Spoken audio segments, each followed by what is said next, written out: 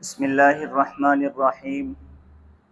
نبی کریم صلی اللہ علیہ وسلم نے ارشاد فرمایا، جب تم کسی کو دیکھو کہ مسجد کو آباد رکھنے کا دھیان رکھتا ہے تو اس کے ایمان کی گواہی دے دو۔ مسجد کو آباد رکھنے کا کیا مطلب ہے؟ مسجد کو آباد رکھنے کا مطلب یہ ہے کہ مسجد میں آنے کا عادی ہو۔